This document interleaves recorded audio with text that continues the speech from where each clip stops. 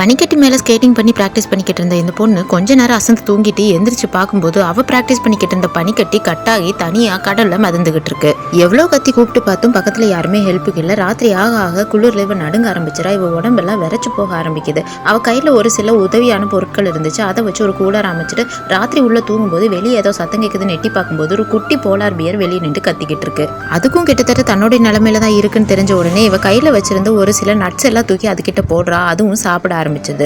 இவ்வளவு மாதிரி அதுவும் ரொம்ப கஷ்டத்துல இருக்குன்றதுனால அதையும் எப்படியாவது காப்பாற்றணும்னு இவ ட்ரை பண்றா. ஏதோ சத்தம் கேட்குதுன்னு பைனாகுலர் வழியா பார்க்கும்போது குட்டி போலார் பியரை காப்பாத்துறதுக்கு அதோடைய அம்மா வந்துகிட்டு இருக்கு. அதுக்கு தப்பிக்கிறதுக்காக இவ மறுபடியும் டென்ட்டுக்குள்ள போய் ஒளிஞ்சுக்கிறா. அந்த அம்மா கரடியும் வந்து பார்த்துட்டு எதுவுமே இல்லைன்னு தெரிஞ்சுக்கிட்டு அங்கிருந்து ஓடிடுது. இவ்வளவு உயிரை கையில பிடிச்சிக்கிட்டு பயத்துல உள்ள உட்காந்துக்கிட்டு இருக்கா. திடீர்னு பார்த்து ஒரு கண்டெய்னர் வருது. அது முட்டி இவ உட்காண்டிருந்த அந்த பனிக்கட்டி 3 பீஸா சதறிடுது. உடனே இவ இருக்கிறதுலே பெரிய பீஸா இருக்கக்கூடிய பனிக்கட்டிக்கு தாவிடலான்ட்டு அவளுடைய கையில இருக்க பொருள் எல்லாம் எடுத்துட்டு அதுக்குள்ள தாவி குதிச்சிடறா.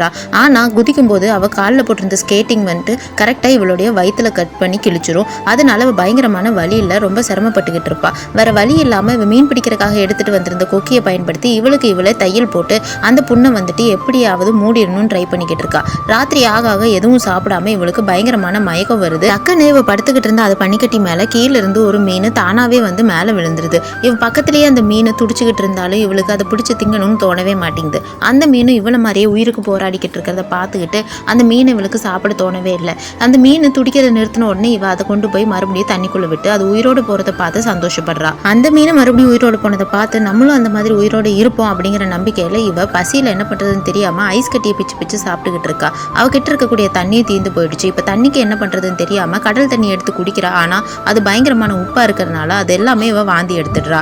கொஞ்ச நேரத்திலேயே பெரிய மழை வர ஆரம்பிக்குது. அந்த மலையில இவ சுத்தமா நனைஞ்சு போயிடுறா. நைட்டு குளிர்ல நடுங்கிட்டே இருக்கா. விடிஞ்சு பார்க்கும்போது அவ இருந்த பனிக்கட்டி பயங்கரமா கரைஞ்சு போயிடுது. ஒரே ஒரு சின்ன பீஸ் மட்டும் இருக்கு. அதனால அதுக்கு மேல அதுல இருந்து ஆகாதுன்னு அவ கடல்ல வந்துட்டு இறங்கி நீந்த ஆரம்பிக்கிறா. அந்த நேரமா பார்த்து பயங்கரமான காத்தும் மின்னலும் அடிச்சுக்கிட்டே இருக்கு. ஒரே ஒரு சின்ன கட்டையை பிடிச்சுக்கிட்டு அவ நீந்திக்கிட்டு இருக்கும் போது இவளுடைய சின்ன வயசு கதையெல்லாம் இவளுக்கு ஞாபகம் வருது. இவளுக்கு ஒரு தங்கச்சி இருந்திருப்பா. அந்த பொண்ணு சின்ன வயசுலயே இறந்து போயிருப்பா. அந்த பொண்ணு சாகிறதுக்கு முன்னாடி நீ ஒரு நல்ல ஸ்கேட்டிங் பெர்ஃபார்மரா வரணும் அப்படின்னு சொல்லியிருப்பா.